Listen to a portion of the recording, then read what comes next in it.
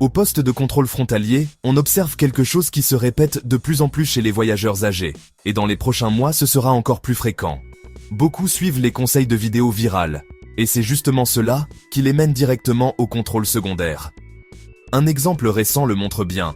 Une femme de plus de 60 ans a répondu à chaque question avec une exactitude millimétrique, mot pour mot, exactement comme elle l'avait entendu dans une vidéo populaire. 45 minutes plus tard, on ne la laissait toujours pas passer. Pourquoi ? Parce que ce que ces vidéos n'expliquent pas, c'est ceci. Les autorités attendent de la naturalité, pas des discours parfaits. Quand une personne âgée essaie de parler comme un jeune voyageur qui a mémorisé un script, toutes les alarmes s'allument. Et c'est là l'origine du problème. Vouloir sonner exact, uniforme, identique à ce que recommandent les réseaux. Ici commencent les 10 questions où cela arrive le plus souvent.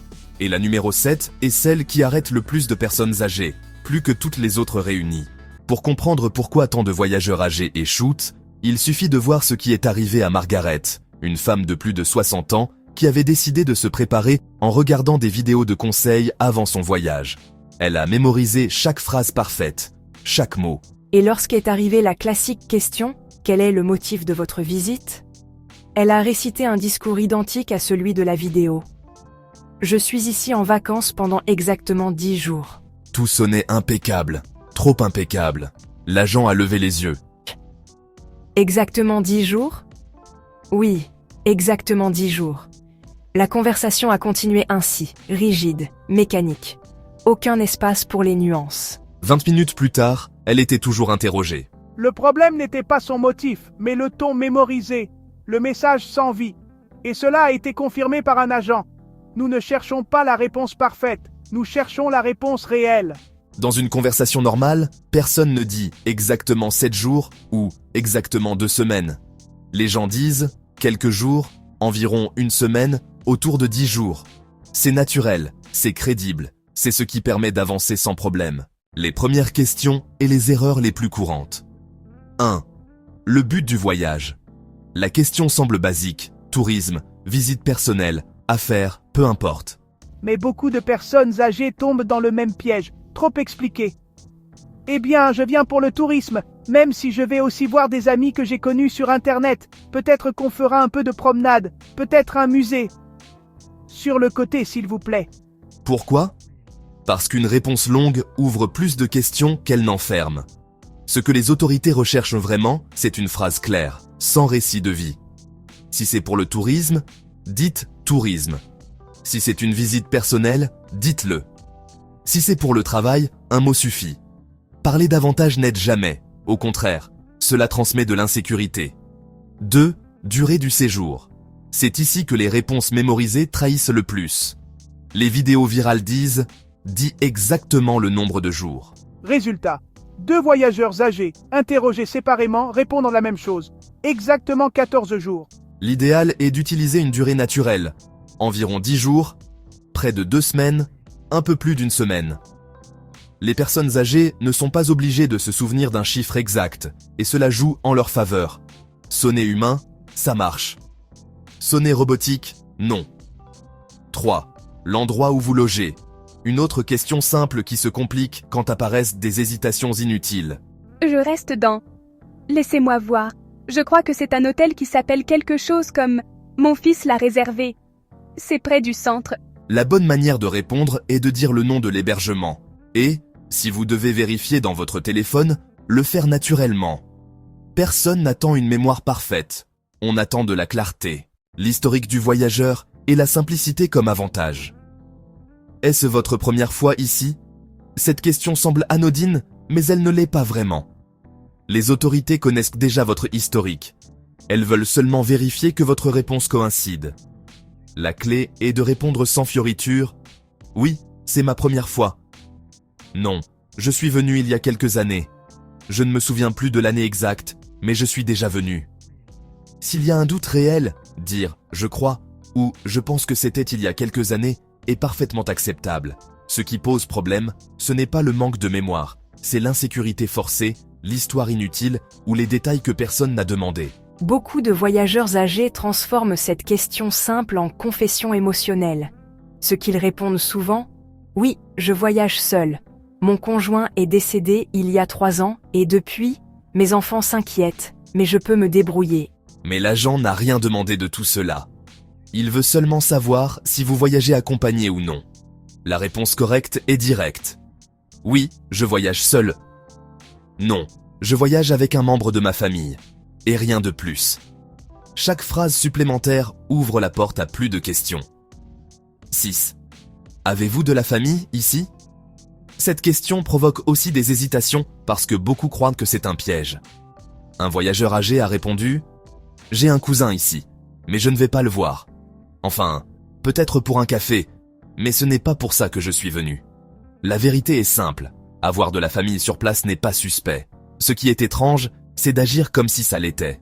La réponse correcte est « Oui, j'ai un membre de ma famille ici. » Non, je n'en ai pas. La question qui retient le plus les personnes âgées est comment l'éviter. 7. Que faites-vous dans la vie ? C'est la question qui complique le plus les voyageurs âgés. Beaucoup pensent que, parce qu'ils sont retraités, ils doivent justifier toute leur histoire professionnelle pour paraître légitimes. La réponse typique, et incorrecte, ressemble à ceci. Je suis à la retraite, mais avant j'ai travaillé 35 ans dans... Je me suis retiré il y a quelques années. J'ai une pension, je suis stable, je ne cherche pas de travail ici. Non seulement c'est inutile, ça sonne défensif, et la défensive entraîne plus de contrôle.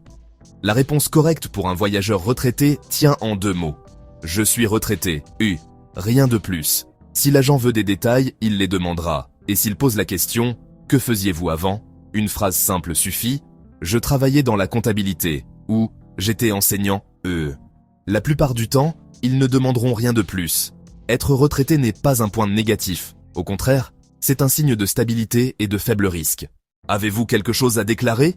Cette question crée souvent de la confusion, car beaucoup interprètent « déclarer » comme « j'ai quelque chose d'illégal », mais elle concerne les objets qui peuvent nécessiter une information supplémentaire, médicaments sur ordonnance, dispositifs médicaux, objets de valeur ou tout élément pouvant nécessiter une inspection particulière.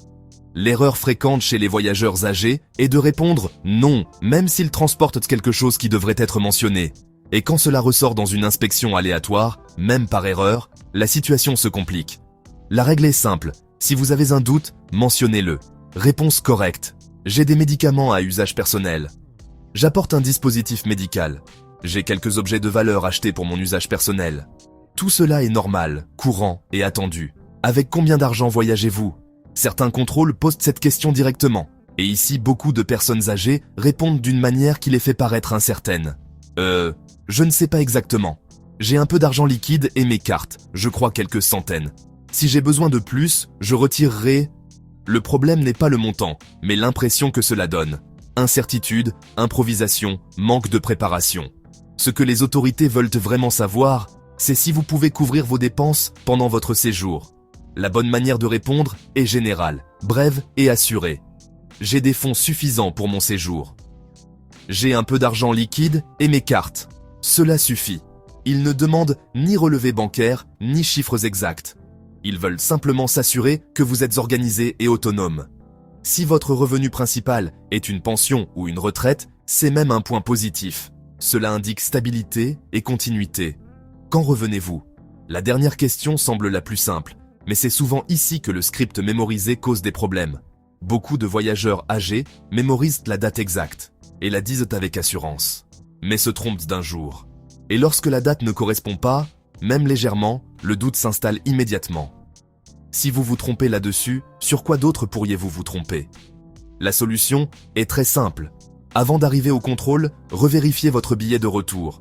Ne faites pas confiance à votre mémoire. Regardez directement. L'idéal est une réponse du type « Je rentre le 16. Laissez-moi vérifier. » Oui, le 16. Cette petite pause pour confirmer n'est pas un problème. C'est même une preuve de précision naturelle, pas mécanique.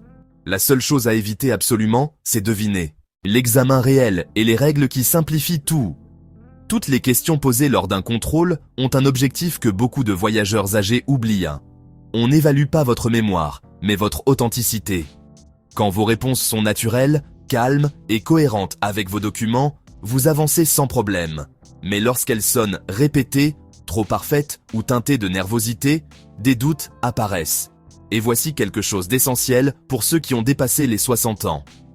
Les autorités n'attendent pas une précision millimétrique. Elles attendent de l'humanité. Il est parfaitement normal de prendre une seconde pour vérifier un papier, confirmer une date ou se rappeler un nom. Ce n'est pas un désavantage, c'est une aide. N'essayez pas de parler comme une personne beaucoup plus jeune qui a tout mémorisé. Parlez comme vous êtes. Préparé, clair, mais humain. Les 3 règles qui évitent 90% des problèmes. Règle 1. Ayez vos informations de base à portée de main. Nom de l'hébergement, date de retour et motif du voyage. Pas comme un script mémorisé, mais comme une information déjà vérifiée. Règle 2. Que tout corresponde à vos documents. Ce que vous avez écrit sur le formulaire doit correspondre à ce que vous dites. La cohérence vaut plus que la perfection. Règle 3. Répondez exactement à ce qu'on vous demande. Pas d'histoire de vie, pas d'explications supplémentaires, ni de détails volontaires. Une réponse directe est toujours suffisante. Ces 3 règles constituent la vraie formule pour passer sans difficulté. Et elles fonctionnent même si vous êtes nerveux. Merci d'être allé jusqu'au bout. Juste un petit rappel de ce que nous avons vu aujourd'hui. Il n'est pas nécessaire de mémoriser des scripts ni de paraître parfait. L'important est de répondre avec naturel, clarté et sans ajouter d'informations que personne n'a demandé. Avec ces 3 règles simples, tout contrôle devient beaucoup plus facile. Si ce contenu vous a aidé, abonnez-vous, partagez-le, laissez un commentaire et dites-moi quel autre guide vous aimeriez que je prépare. Et pour continuer à apprendre comment éviter les problèmes avant et pendant vos voyages, regardez les prochaines vidéos recommandées. À très bientôt.